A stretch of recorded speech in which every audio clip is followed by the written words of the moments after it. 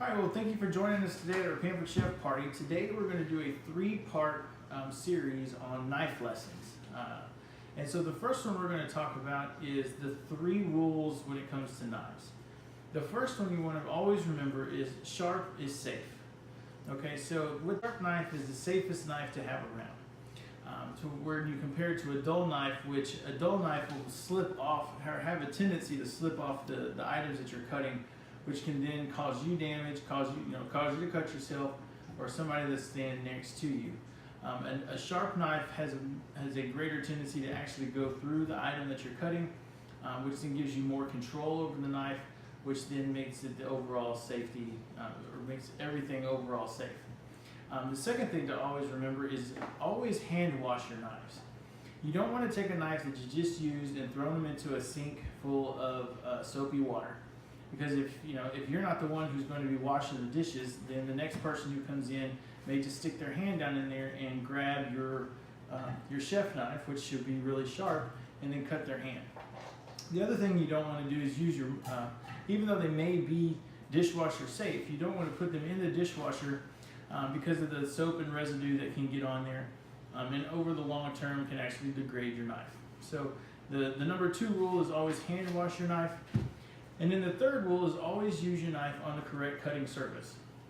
So there's different surfaces that you can use to cut on.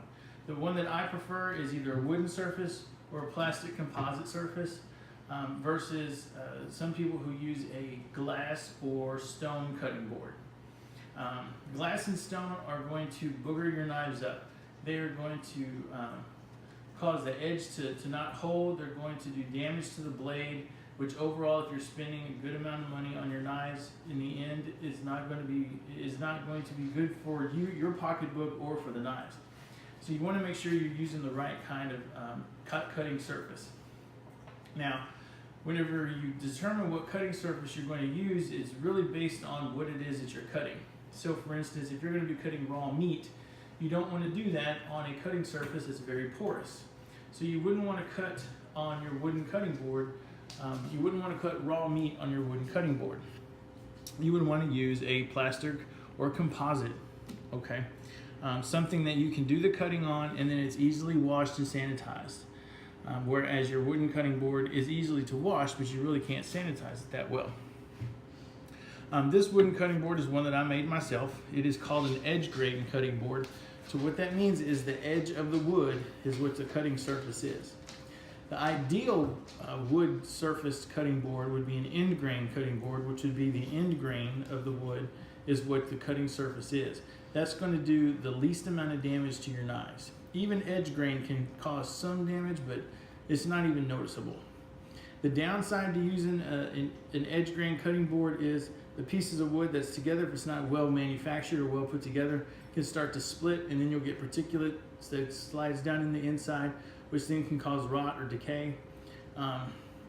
So you make sure that if you are getting a good wooden cutting board, that it's made from a reputable person or a reputable dealer, so that it's not going to degrade over time.